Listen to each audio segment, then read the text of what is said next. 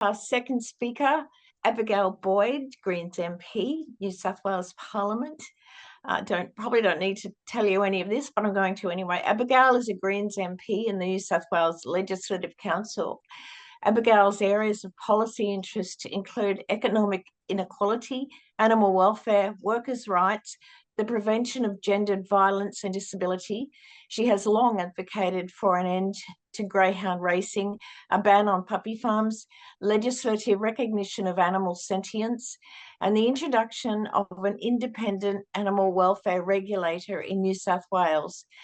Just recently, Abigail introduced to the New South Wales Upper House a Greens bill to establish an independent Office of Animal Welfare, which would remove primary responsibility for animal welfare from the Agricultural Minister and ensure direct and independent oversight of the enforcement of animal welfare laws, as well as the development of animal welfare policies and legislation. Abigail has also introduced several other bills to Parliament, including her greyhound whole-of-life tracking bill and animal sentience bill, and has been a driving force in establishing various parliamentary inquiries to expose and eliminate animal cruelty and achieve positive outcomes for animals. I'm so thrilled that you're with us tonight, Abigail. Thank you very much. It's an absolute pleasure to be here. And so, yeah, thank you very much.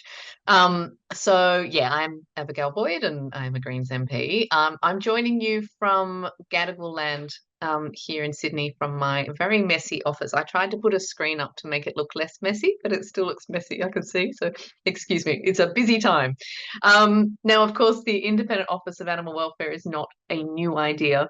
It has been floating around in many forms over the last couple of decades. I know that my colleague Lee Rhiannon, when she was, I think that was well over a decade ago, put forward a bill for an independent office of animal welfare. She did it again in the Senate, and it's something that we have long campaigned for, as have most of you. So we, yes, it shouldn't be a new idea for you. Now, the inquiry that Emma Hurst and I were on back in 2019, 2020 looked into the enforcement of animal cruelty laws in New South Wales. And we were surprised and delighted to see that the New South Wales Labor at that time did not resist. They resisted quite a few of our recommendations, but they didn't resist the one in relation to setting up an independent Office of Animal Welfare. So I was very, very heartened by that. And I immediately went away and then put in, got a bill drafted with consultation with animal welfare orgs from across the country. Worked for quite a long time to put that together, and then we did introduce a bill in the last term of Parliament for an independent Office of Animal Welfare. You may recall at that time that the Liberals were saying they were going to overhaul the animal welfare laws. We kept pushing and pushing for when that was going to happen. As you will know, a lot of the animal welfare regulations, as well as codes of practice, such as those governing everything from pounds and shelters to breeding codes, etc., are dealt with under those incredibly antiquated and outdated codes of practice. We keep being told that we have to wait for this review of all of the laws in New South Wales that relate to animals before we will see any changes to those regulations and codes of practice that really impact on what happens to the quality of animals' lives on the ground. But we never ended up seeing anything coming out of the Liberal government. We had an inquiry into a draft. It was very clear that the current makeup of the Parliament at the time was not going to allow them to pass a bill that they found acceptable, particularly as we have so many shooters and fishers and farmers types, both in the upper house and the lower house. And the sentiment was very much that no one wanted to rock the boat in order to make those changes. So in the light of all of that, we didn't end up debating that bill because we knew that we wouldn't have the numbers, but we read it on and we put a lot of pressure onto Labor in particular at that time. During the state election, lots of incredible organisations like yourself put pressure onto each of the political parties to agree to an independent office of animal welfare as part of their election platform. And New South Wales Labor did say that they would do this. So this was an election promise. We waited a good long time. I think we're now 18 months past the last election almost. And of course, nothing has happened.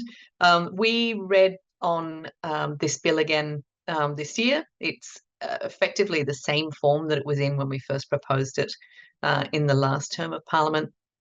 And we are now seeking to debate it next Wednesday in the Legislative Council, and to really wedge Labor, basically, to get them to do something. Because everywhere you look, there are conflicts of interest within each of these departments, whether it's the Agriculture Minister having responsibility for animal welfare, which is just the most absurd thing when you step back and look at it. Animals, of course, we keep being told, farmers love their animals because they view them as quality of product. And it just blows my mind, the idea that anyone could think that animal welfare was about how good a product you create off of a farm. But we see the same thing when it comes to of course, the racing minister being responsible for gambling and the gambling industry and the racing industry, and then being asked to somehow oversee the regulatory structure with GWIC and Greyhound Racing New South Wales. And we've seen how that's worked out. So these massive conflicts of interest, this buck passing between departments and ministers, you only need to, I think it was yesterday, we were asking the Environment Minister about something. She doesn't view animal welfare as anything to do with her. It is quite extraordinary. This sort of, I guess, disaggregation of responsibility for animals in our state. We have these massive gaps in regulation. We also have, of course, a real lack of resources for animal rescue shelters and wildlife orgs, not to mention just how poorly we are funding the inspector at the RSPCA and the AWL.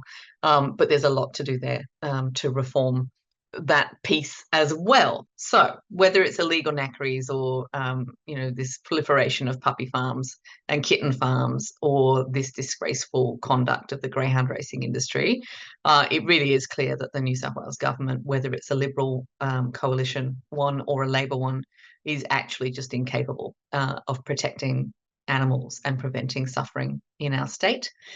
So we must have this independent organisation to just oversee the enforcement side of our animal cruelty laws. That is important, but also to go further than that and to provide positive obligations on businesses to protect the interests of animals in their care, and to ensure that no animal suffers in our state due to a lack of interest from a relevant minister, and departments that are, of course, more focused on profits and cutting corners when it comes to animal welfare to increase the profits of big industries like big ag and the gambling industry. So we put our bill up again. We have heard that Minister Moriarty has been attempting a consultation in relation to a version of a sort of oversight body. She has not shared that. I know she shared it with some, and I'm hoping maybe somebody on this call has seen it, but she has shared some of these some drafts with people, particularly within the industries, in relation to setting up an animal welfare office. But we're told, and we hear from people who have seen that it's quite a conservative version, and it just does the bare minimum. So what we need to do is clearly set an agenda, and that means putting this bill out there in order for people to really focus on the terms of what a quality independent office of animal welfare would look like. This is the gold standard, and then we will negotiate with the government from there. So that's kind of the strategy as to why we're doing what we're doing. We fully expect that the government will come back and say, we're not going to vote for your bill despite it being within our policy, because we're doing our own one, which is a very standard thing. But we have seen in other spaces that when we pressure, and particularly, we've had a great response to our email campaign on this, with lots of emails being sent to ministers, that when we really pressure on an issue, that we do end up seeing changes, at least to the draft that they end up bringing, and we see it coming forward because we're being such an annoyance to them by bringing our own bill, that they do tend to then bring their legislation quicker. So I think that this is part of the strategy, and I really would encourage you all to write your own emails to the ministers requesting that they do accept this, particularly in light of the absolute failings of GWIC, but so much more. And it's just every week in Parliament we get another shocking story of neglect and cruelty due to things falling through the gaps in government departments. So this is the bill here. I won't talk much more about it because I would love to hear your questions. We are always open to having discussions around the content. So this version, as I say, was very much a product of really broad consultations we had in the last parliamentary term. We have had some consultation on this new draft, but it is essentially the same one as what we had before. But to the extent that people think that things have changed, or that we really need to be focusing on some bits or tweaking some bits, please do let me know. Nothing is set in stone, and we're very happy to consider those sorts of amendments and tweak them and bring in the context of this debate, flag those changes. So I'm going to stop there so that I can allow you to ask questions, but I'm really hoping this can be a discussion, and it's all about just pressuring the government to do the best version possible of this, and to do it quickly. Thank you very much. Oh, Abigail, thank you so much. I know, I don't know, I can only guess as to how busy you are with family, work, everything else, but thank goodness you are there for the animals in Parliament. You are a godsend. We don't usually do this, but I'm thrilled to do it tonight, and I hope I've pronounced the name correctly. Tisondru would like to ask a question. Hi, Linda. Hi, everyone. Yeah, I'm from Queensland. This is the first actual Zoom I've actually attended. I just wondered, can I get some idea, please, of whether my efforts would be better served aligning myself with animal liberation? I don't know if it's a Queensland one, but also a part of my question is, as a Queensland resident, is there anything that is my vote or email going to be actually considered for these types of things? Abigail? I'll answer that second one. It's lovely to have you here. So yeah, I mean, we do have people from outside of the jurisdiction emailing the ministers as well, and I think that when you're dealing with parties that, particularly parties like Labor, who are trying to increase their vote everywhere, they're very keen on trying to please people in other states as well. So I think it does count. It might not be as relevant as if it was someone from your own jurisdiction, but they don't really know that. They just see the email. So I think it would be very helpful. Eventually we really should have a federal Independent Office of Animal Welfare, and then all of these state ones would sit under it. So yes, we need one in Queensland as well. So yeah, thank you. Thanks, Abigail. I'll just quickly respond to the first part, and that is, there's no reason why you can't belong to both groups, Tisondru. We work constantly with Animal Leave in Queensland, or Animal Kind as they are now known, but this perhaps isn't the forum for that. While we've got the treat of having Abigail here, does anyone else have a question or a comment? I saw one about duck hunting, and I think that you would know that Abigail is against duck hunting wherever, whatever state it's in. So, any more questions? Linda, I've got a question for Yes, Hal. Abigail. I just wonder what the Greens' policy is now on the culling of kangaroos and the culling of brumbies. It's a very good question. So at the moment, when it comes to kangaroos, we have a very clear statement in our policy that we are opposed to kangaroo culling. I do know that now ACT Greens have a different view on that, but in terms of the New South Wales Greens, so the way that we work as a federation is we have our own sort of state-based policies, and then on some things we have Australian-wide policies. As the Greens are in government in the ACT, I understand that there have been some really, what I would view as quite upsetting decisions made in relation to kangaroo culling as part of that government. And unfortunately, that is a matter for my ACT colleagues, but certainly not something that's within our policy here. When it comes to brumbies, this is a really vexed issue, and I'll be quite honest with you. We have a very clear statement in our policies around this idea of certain species needing to be managed in certain areas for environmental purposes. And that policy says that if it's deemed that that is necessary to manage a population in a place, it needs to be done by non-lethal measures. To the extent that it cannot be done by non-lethal measures because, for example, the research isn't there for sterilisation, then there can be a temporary use of lethal measures, but it needs to be done in a way where there is maximum accountability, where it is done in the most humane way, and where we're not cutting corners because of, for example, costs. From my perspective as the animal welfare portfolio holder, I'm very clear that I think from my understanding of the science, and I'm not our environmental portfolio holder, so I'm not the person who makes a decision on the environmental aspects, but my understanding is that there is a need for the number of brumbies to be reduced in that area in order to protect certain other species. However, when it comes to the way in which that is done, my absolute preference is for that to be done through sterilisation. I think that if we had put in the research, research dollars a long time ago, we would be much further towards being able to do that. And it breaks my heart that that's not what they're doing, and I get really annoyed about it.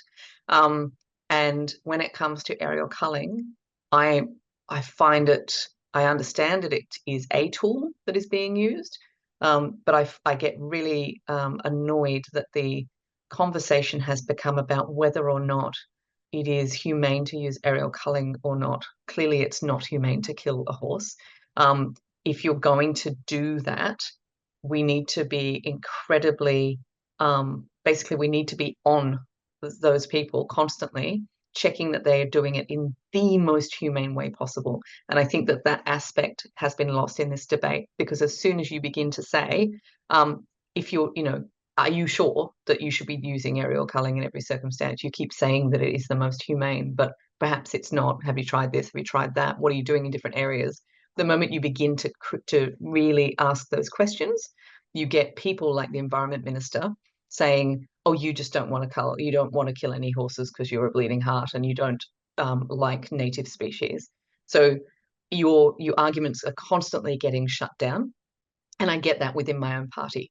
And so I think, I'm being brutally honest, I think the interpretation of our policy leads us to be far more vocal about the fact that we need alternative humane methods. And I think that our policy directs us to be far more inquisitive and asking those questions and holding the people to account who are doing these programs. But that view is not necessarily shared by everybody in my party. Does that help? I've tried to just lay it out for you, but I do appreciate that it's a really contentious issue and that there are some people in my party who are not saying that exact thing that I am saying. Thank you, Abigail. And I'm sure that Hal and Heather are grateful to you. It is one of the thorniest animal rights issues out there. If I can just throw to you for a couple more questions.